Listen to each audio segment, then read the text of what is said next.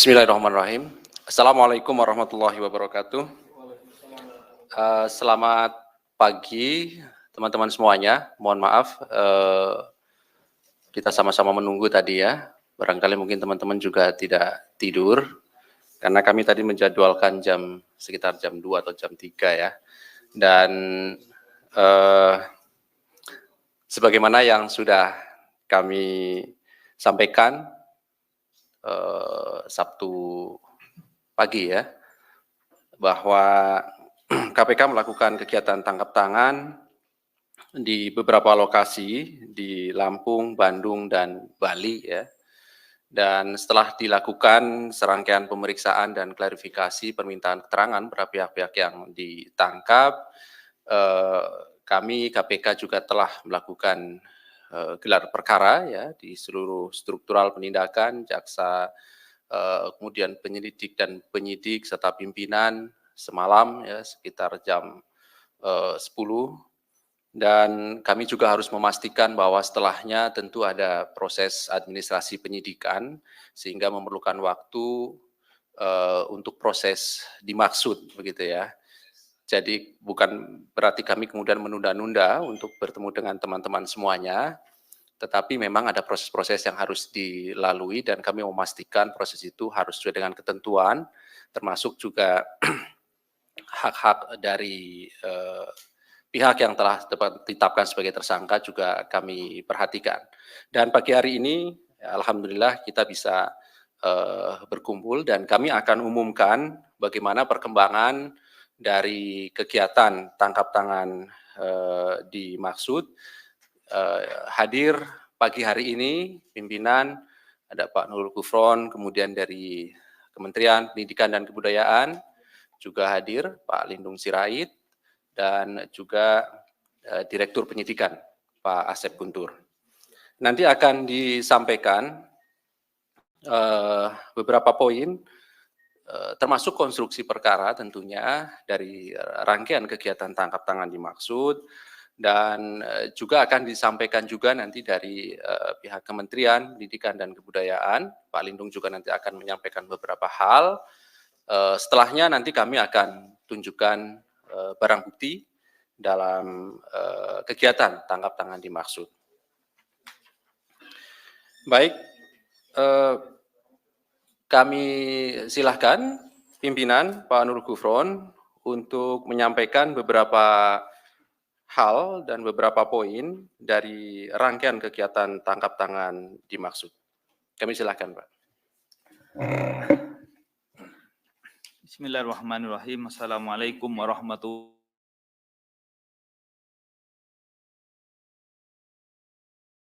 wabarakatuh. Salam kebajikan.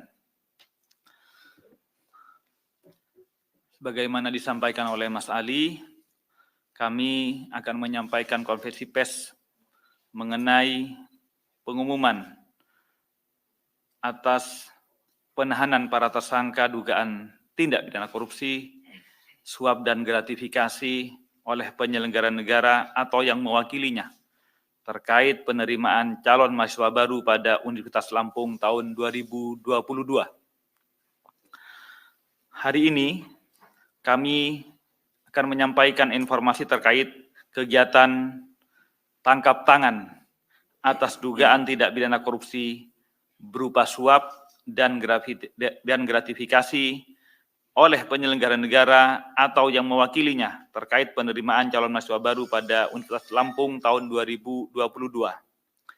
Pada kegiatan tangkap tangan yang telah KPK lakukan pada hari Jumat tanggal 19 Agustus 2022, sekitar pukul 21.00 WIB, tim KPK telah mengamankan 8 orang di wilayah Lampung, Bandung, dan Bali. Pertama, Saudara KRM, Rektor Universitas Lampung periode 2020-2024. 2, HY, Wakil Rektor 1 Bidang Akademik Universitas Lampung. 3, MB, Ketua Senat Universitas Lampung. 4, BS, Kepala Biro Perencanaan dan Hubungan Masyarakat Universitas Lampung. 5, ML, dosen. 6 HF, Dekan Fakultas Teknik Universitas Lampung. 7 AT, Ajudan KRM. 8 AD, swasta. Selain itu ada 2 orang yang turut diperiksa setelah bersangkutan hadir menemui tim KPK di gedung KPK, yaitu Saudara AS, Wakil Rektor 2, Bidang Administrasi Umum dan Keuangan UTS Lampung. 10 TW, staf HY. Selanjutnya, konstruksi dan kronologis akan dibacakan oleh Direktur Penyidikan, yaitu Bapak Asep. Kami persilahkan Pak Asep untuk menjelaskan tentang kronologis kegiatan tangkap tangan KPK tersebut. Silakan. Baik, terima kasih pimpinan. Rekan-rekan media sekalian, kronologis tangkap tangan dimulai dengan adanya laporan dari masyarakat yang diterima KPK terkait dengan dugaan korupsi pada penerimaan mahasiswa di Universitas Lampung tahun 2022. Tim kemudian pada hari Jumat tanggal 19 Agustus 2022 sekitar pukul 21.00 WIB bergerak ke lapangan dan menangkap serta mengamankan beberapa pihak yang diduga sedang melakukan tindak pidana korupsi di Lampung dan Bandung. Kemudian juga ada yang ke Bali. Adapun pihak yang ditangkap di Lampung adalah ML, HF, HY beserta dengan barang bukti uang tunai sebesar Rp414.500.000, kemudian slip setoran deposito di salah satu bank sebesar Rp800 juta, dan kunci safe deposit box yang diduga berisi emas yang setara dengan 1,4 miliar. Kemudian pihak yang ditangkap di Bandung adalah KRM, BS, MB, dan AT, beserta barang bukti kartu ATM dan buku tabungan sebesar 1,8 miliar. Dan yang ditangkap di Bali adalah Saudara AD. Pihak-pihak dan barang bukti selanjutnya dibawa ke Gedung Merah Putih KPK untuk dilakukan pemeriksaan lebih lanjut. Dengan telah dilakukannya pengumpulan berbagai informasi dan bahan keterangan terkait dugaan tindak pidana korupsi dimaksud, kemudian berlanjut ke tahap penyelidikan yang kemudian ditemukan adanya bukti permulaan yang cukup, maka KPK meningkatkan status perkara ini ke tahap penyidikan dengan mengumumkan 4 tersangka sebagai berikut. 1. KRM, Rektor Universitas Lampung periode 2020-2024. 2. HY, Wakil Rektor 1 Bidang Akademik Universitas Lampung. 3. MB, Ketua Senat Universitas Lampung. Dan 4. AD, swasta. Untuk keperluan proses penyidikan, tim penyidik melakukan upaya paksa penahanan kepada para tersangka untuk 20 hari ke depan, terhitung mulai tanggal 20 Agustus 2022 sampai dengan 8 September 2022 di rutan KPK sebagai berikut. 1. KRM ditahan di rutan pada Gedung Merah Putih. 2. HY ditahan di rutan pada Pomdam Jaya Guntur. 3. MB ditahan di rutan KPK pada Pomdam Jaya Guntur. Dan 4, sedangkan AD penahanannya terhitung mulai tanggal 21 Agustus. Karena ini ada perbedaan waktu pada saat penangkapan. Jadi AD ditangkap belakangan. Untuk AD mulai 21 Agustus sampai dengan 9 September 2022 di rutan KPK pada Pomdam Jaya Guntur. Konstruksi perkara sebagaimana dijelaskan oleh Pak Dirsidik tersebut, kepada kualifikasi dugaan tidak pidana korupsinya dapat kami gambarkan sebagai berikut. Jadi di tahun 2022 ini, Universitas Lampung sebagai salah satu perguruan tinggi negeri ikut menyelenggarakan seleksi nasional masuk perguruan tinggi negeri atau SNPTN.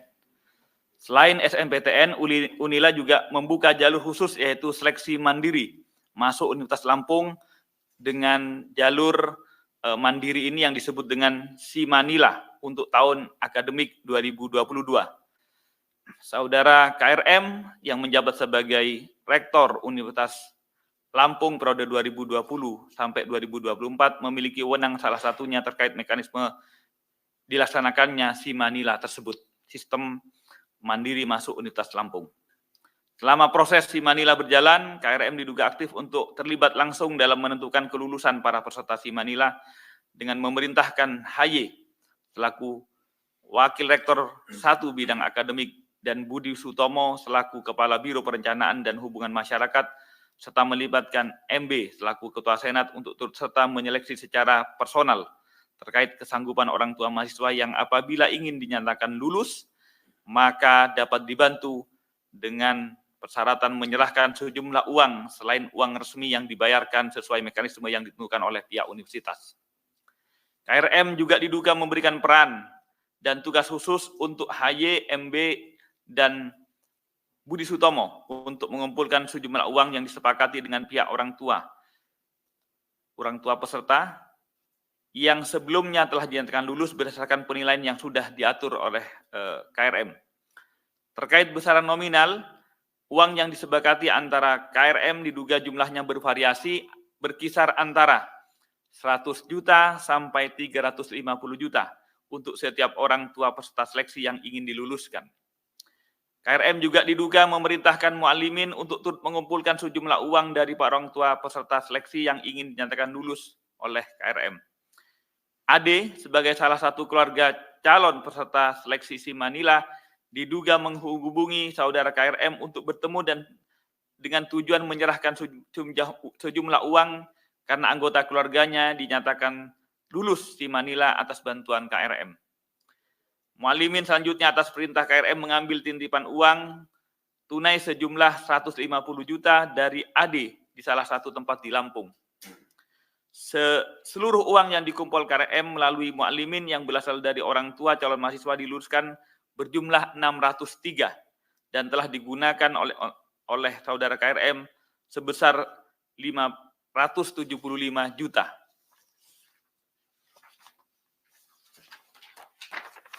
Selain itu, KPK juga menemukan adanya sejumlah uang yang diterima KRM melalui Budi Sutomo dan MB yang berasal dari pihak orang tua calon mahasiswa yang diluluskan KRM yang juga atas perintah KRM uang tersebut telah dialihkan untuk menjadi tabungan, deposito, emas batangan dan juga masih tersimpan dalam bentuk uang tunai yang totalnya senilai 4,4 miliar. Atas perbuatan tersebut, para tersangka kami sangkakan melanggar pasal sebagai berikut. AD selaku pemberi disangkakan melanggar pasal 5 ayat 1 huruf A atau pasal 5 ayat 1 huruf B atau pasal 13 Undang-Undang 3199 Jungto 20/2001 tentang pemberantasan tindak pidana korupsi. KRM, HY, dan MB selaku penerima disangkakan melanggar pasal 12 huruf A atau 12 huruf B atau pasal 11 Undang-Undang 3199 Jungto 20/2001 tentang pemberantasan tindak pidana korupsi Jungto pasal 55 ayat 1 ke 1. Modus suap penerimaan mahasiswa baru ini tentu mencoreng dan juga mengironikan kita semua karena suap ini terjadi di dunia pendidikan di mana kita berharap dunia pendidikan mampu mencetak ilmu dan kader-kader bangsa yang kita harapkan ke depan bisa memberantas dan juga mencegah korupsi. Manipulasi yang dilakukan pada tahap penerimaan menjadi pintu awal manipulasi berikutnya. Kader-kader bangsa yang diharapkan dapat dididik di lembaga pendidikan yang harapannya ke depan menjadi generasi bangsa pemberantas korupsi kemudian kita menjadi tidak memiliki harapan. Oleh karena itu, sekali lagi, KPK melalui penindakan telah menangani berbagai modus perkara di sektor pendidikan ini. Melalui strategi pencegahan telah mendorong perbaikan sistem dan tata kelola penyelenggaraan pendidikan mulai dari rekrutmen mahasiswa baru. KPK memang telah melakukan kajian dan menilai bahwa penerimaan mahasiswa baru melalui jalur mandiri kurang terukur, kurang transparan, dan kurang berkepastian. Sesungguhnya kami memahami bahwa jalur mandiri ini adalah jalur afirmasi untuk mahasiswa-mahasiswa ataupun calon-calon mahasiswa baru dengan kebutuhan-kebutuhan khusus. Misalnya daerah tertinggal, misalnya mahasiswa yang tidak mampu dan lain-lain. Itu semua untuk tujuannya adalah mulia. Namun karena jalur mandiri ini ukurannya sangat lokal, tidak transparan, dan tidak terukur, maka kemudian menjadi tidak akuntabel. Karena tidak akuntabel, maka kemudian menjadi celah terjadinya tindak pidana korupsi.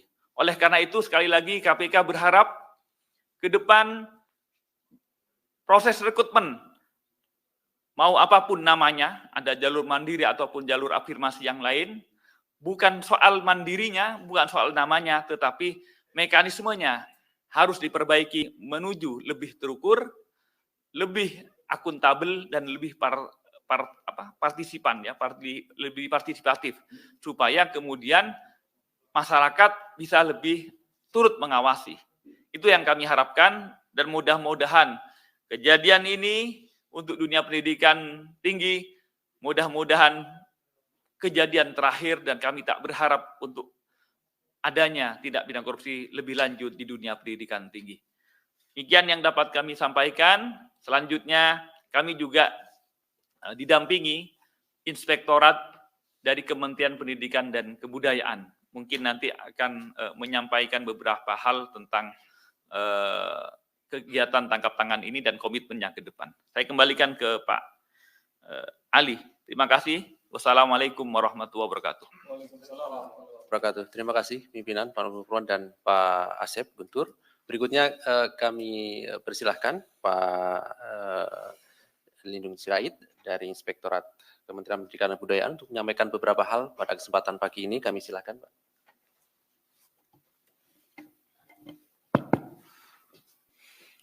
Selamat pagi. Assalamualaikum warahmatullahi wabarakatuh. Salam sejahtera. Om Swastiastu, salam kebajikan buat kita semua. Yang kami hormati Pak Gufron, Komisioner KPK, Pak Asep, Direktur Penyidikan, Pak Ali Fikri sebagai juru bicara KPK, dan juga rekan-rekan media yang saya hormati. Pertama-tama, perkenankan saya mewakili Kemendikbudristek, khususnya Inspektorat Jenderal, menyampaikan ada beberapa hal yang perlu kami sampaikan. Yang pertama, Kemendikbudristek sangat prihatin dan menyesalkan terjadinya masalah ini.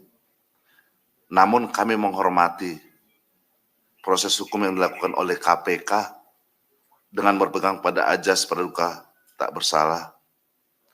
Yang kedua, Kemendikbudristek akan selalu siap membantu KPK jika dibutuhkan KPK. Ketiga, kami sangat berharap kasus ini menjadi kasus terakhir di semua PTN, dan kasus ini harus menjadi pembelajaran yang berharga bagi pimpinan PTN dan seluruh jajarannya. 4. Transparansi dan akuntabilitas dalam semua jalur penerimaan mahasiswa baru, termasuk jalur mandiri, harus menjadi prinsip yang dipegang teguh bagi semua pimpinan PTN. Ini adalah salah satu titik rawan yang sangat perlu diperbaiki. Selanjutnya, penyelenggaraan dan pengelolaan perguruan tinggi harus bebas dari hal-hal yang bersifat koruptif. Karena jika masih ada hal-hal koruptif ini, maka tujuan penyelenggaraan pendidikan tinggi untuk melahirkan generasi hebat, yaitu generasi yang memiliki intelektual tinggi dan juga karakter yang baik, tidak akan tercapai. Bahkan akan mendowngrade semuanya. Dalam hal ini juga kami berterima kasih kepada KPK yang ikut membantu Kemendikbudristek, khususnya Inspektorat Jenderal, sehingga kedepannya tata kelola perguruan tinggi, khususnya perguruan tinggi negeri menjadi lebih bebas dari korupsi. Kami perlu mengulangi, tadi sudah disampaikan Pak Komisioner, salah satu yang perlu dievaluasi adalah masalah akuntabilitas dan transparansi yang mungkin sampai saat ini belum terjadi maksimal. Kami akan melakukan evaluasi kajian bagaimana tata kelola yang terjadi selama ini, sehingga dan saya juga dan kami melihat masih ada potensi-potensi, dan untuk itu kami akan segera melakukan evaluasi agar hal ini tidak terulang. Mungkin demikian yang dapat kami sampaikan dari Kemendikbudristek. Wassalamualaikum warahmatullahi wabarakatuh. Om Santi, Om salam kebajikan. Saya kembalikan kepada Pak Alif. Baik, terima kasih Pak Lindung Sirait. Perlu kami sampaikan kepada teman-teman ya, terkait dengan perkara ini, tadi KPK telah mengumumkan 4 orang sebagai tersangka, dan juga di sini tadi disebutkan ada pemberi dan penerimaan. Dari seluruh penerimaan yang ada ini, yang sudah kami jelaskan, kurang lebih totalnya 5 miliar rupiah ya. Dan kami akan tunjukkan barang buktinya pada pagi hari ini. Berikutnya nanti kami beri kesempatan 3 orang untuk bertanya terkait dengan perkara ini.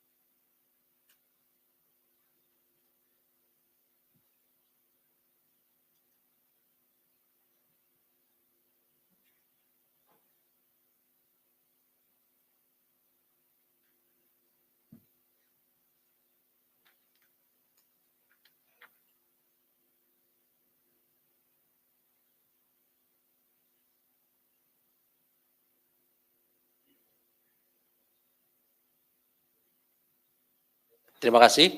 Berikutnya silakan 3 orang penanya. Kita fokuskan ya untuk terkait dengan perkara ini. Nanti pertanyaan ditujukan kepada siapa dan dari media mana, kami silakan. Ya, 1, 2, 3. Oke, nanti boleh juga menambah. Sementara 3 penanya dulu, silakan.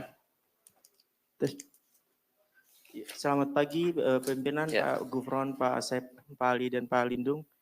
Perkenalkan saya Fajar dari akurat.com. Izin bertanya Pak terkait dengan praktik suap penerimaan mahasiswa ini Pak.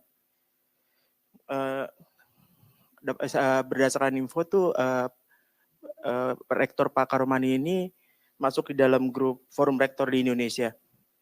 Nah infonya ini hal-hal seperti ini tuh sudah lumrah dan biasa terjadi di berbagai kampus. Nah, melihat hal ini, Kemendikbud sendiri akan melakukan langkah konkret seperti apa ya ke depannya, biar hal kayak ini nggak terulang lagi. Terus sekiranya sanksi apa yang bakal dilakukan terhadap para oknum-oknum ini? Terima kasih Pak. Terima kasih Mas Fajar. Berikutnya silakan Mas Yogi Esa. Pagi Pak Ufron, Mas Ali, dan yang lainnya. Perkenalkan saya Niam dari kompas.com. Pada Pak Inspektorat mungkin dari Kemendikbudristek. Mau tanya, ini kan pimpinan utama Unila ditahan ya gitu ya, sama Wakil Rektor bidang 1 bidang akademik. Dan selain Rektor terus Senat itu kan juga posisi-posisi yang sangat penting kayak gitu ya. Semisal kayak ini tahun ajaran baru dan sebagainya, tentu bidang akademik juga pasti ke depan bakal banyak banget kesibukan kayak gitu di kampus. Nah, ini untuk kepemimpinan birokrasi Unila sendiri selanjutnya bakal gimana kayak gitu? Apakah semisal dari Kemendikbudristek menunjuk semacam PLT rektor kayak gitu ya, atau bagaimana? Terus kedua, saya pikir mungkin ya korupsi melalui PMB jalur mandiri ini kan nggak terlepas dari adanya kebijakan Kemendikbud membolehkan kembali ya mahasiswa yang diterima melalui jalur mandiri itu dipungut uang pangkal kayak gitu kan. Ya mungkin itu sih maksudnya kalau dari ya KPK sendiri sama dari Kemendikbudristek sendiri kayak gimana gitu. Soalnya menurut saya sih itu kayak jadi celah banget. Apakah ada kemungkinan kebijakan uang pangkal itu dikaji ulang kayak gitu, karena ya kayaknya paling sial itu anak-anak lewat jalur mandiri itu masuknya, kena uang pangkal terus kena kayak ginian dan sebagainya. Mungkin itu dulu, makasih. Oke, terima kasih Mas Niam. Terakhir. Assalamualaikum Pak, selamat pagi, saya Wildan Noviansa dari Detikcom. Izin Pak, saya dapat kabar kalau di OTT kali ini kabarnya pihak KPK juga mengamankan dari pihak kampus lain Pak, salah satunya dari UNJ. Izin informasinya Pak, terima kasih banyak. Oke, jadi apakah ada di kampus lain begitu ya Mas? Oke. Mas, satu lagi Oh, dong. oke. Ya, ini kan berarti salah satu penyuap dari pihak mahasiswa katakan kayak gitu ya. Itu statusnya gimana? Maksudnya berarti kan mereka masuk nggak sesuai dengan legal yang benar ya gitu. Oke. Maksudnya setelah ini bagaimana ya? Karena ini kan ada dugaan suapnya begitu ya maksudnya ya. Baik.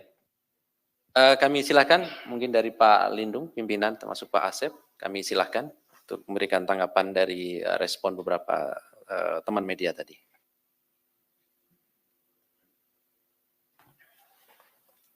Mungkin dari saya pertama, kalau pertanyaannya tadi dari Pak Faizar tadi ya, ini kan masalah forum rektor.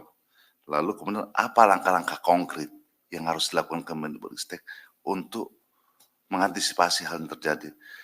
Tadi saya sudah sampaikan bahwa langkah konkret kita akan evaluasi apakah sistem penerimaan mahasiswa baru ini, terutama yang mandiri. Tadi sudah sampaikan Pak Gufron, sebenarnya mandiri ini tujuannya baik, Pak. Hanya itu tadi, ada celah-celah yang bisa dimanfaatkan tata kelola. Contoh, interval ujian dengan pengumuman itu ada sangat panjang, itu memberikan peluang terjadinya transaksional. Mungkin akan dievaluasi. Contoh untuk penerimaan CPNS itu gitu ujian langsung keluar hasilnya, sehingga kemungkinan transaksional itu bisa langsung dimonitor. Ini mungkin salah satu. Namun demikian ini akan menjadi evaluasi yang sangat yang sangat harus dilakukan segera. Kemudian model penerimaan mandiri ini. Parameternya tadi dikatakan oleh Pak Gubernur juga. Apa parameternya, ukurannya, sehingga orang bisa melihat di sinilah perlu transparansi dan akuntabilitasnya. Apa parameternya sehingga orang menyatakan lulus, tidak lulus, atau cadangan. Dan itu harus segera diumumkan dengan segera, sehingga tidak ada terinterval waktu yang menjadi celah terjadinya transaksional. Itu yang pertama. Lalu yang kedua, terkait pimpinan Unila, bagaimana? Apakah status pimpinannya?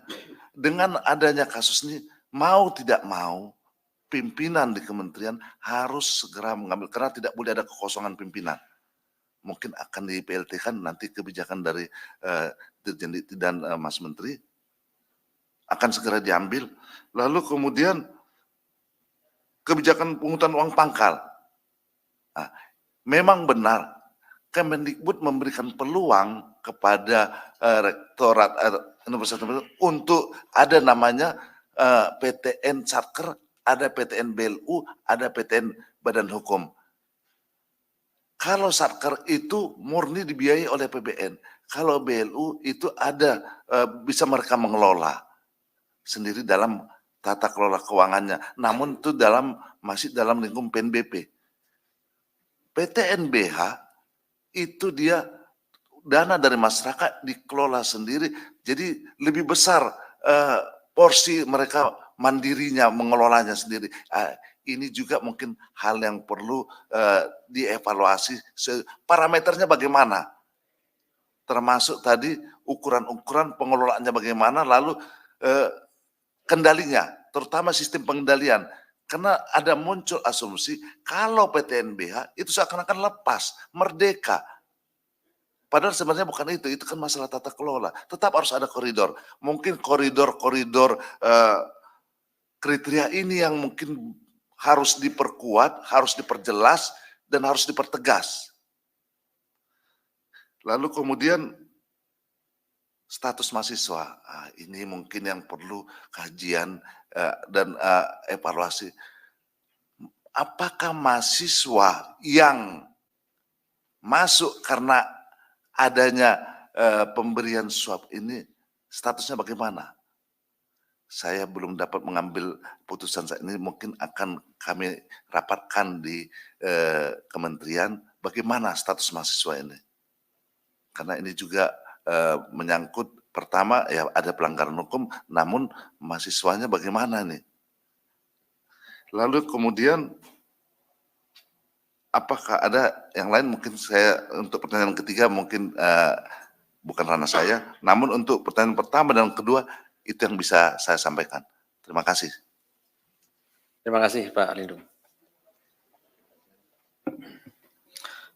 Ada beberapa hal yang saya sampaikan ya. Jadi kalau proses hukum utamanya penyelidikan, mohon maaf sekali lagi kami tidak bisa menanggapi dan juga memberikan keterangan karena sekali lagi yang akan itu tidak akan kami sampaikan. Kalau akan kami sampaikan, Anda tidak akan dapat berita nanti karena tidak ada yang ditangkap nanti. Pertama begini, kebijakan Kemendikbud, jadi tentang uang pangkal, tentang jalur mandiri, itu bukan masalah uang pangkalnya. Mau uang pangkalnya berapapun, tapi berkepastian, misalnya dipungut, anggap sudah dipungut 100 juta, atau dianggap dipungut 500 juta, tapi ketentuannya jelas, pasti, tidak masalah. Yang tidak pasti itu yang mengakibatkan tidak jelas ukurannya, tidak pasti, tidak akuntabel, tidak partisipatif dan transparan. Di situ celah kemudian ada korupsinya, bukan pada salah uang pangkalnya. Juga bukan masalah pada jalur mandirinya, bukan. Jalur mandiri asalkan pasti. Yang ini untuk apa? Untuk ini ukurannya apa? Partisipatif, masyarakat bisa melihat, transparan, itu nggak masalah, tidak akan menimbulkan jalur yang yang bisa menimbulkan kerawanan korupsi. Tapi kalau kemudian dibuka peluang otonom untuk ngatur sendiri dan tidak ada koridornya, itu sesungguhnya memberi ruang potensi untuk terjatuh pada korupsi. Itu yang kami harapkan teman-teman dari Kemendikbud mengevaluasinya. Jadi silahkan membeli jalur untuk otonom, tapi otonomnya terukur. Otonomnya terukur, tidak kemudian tidak terukur. Itu yang kemudian sekali lagi ini celah dan kemudian potensi menjatuhkan banyak perguruan tinggi untuk terjatuh kepada korupsi. Itu yang kami harapkan. Kedua, tentang kepemimpinan sudah ya, status mahasiswanya. Status mahasiswanya ini kan urusannya urusan administrasi. Jadi rekrutmen mahasiswa baru sampai kelulusan itu adalah administrasi akademik. Kalau ada cacat yuridis di dalamnya, nah, tentu kemudian di masing-masing perguruan tinggi itu ada aturan masing-masingnya.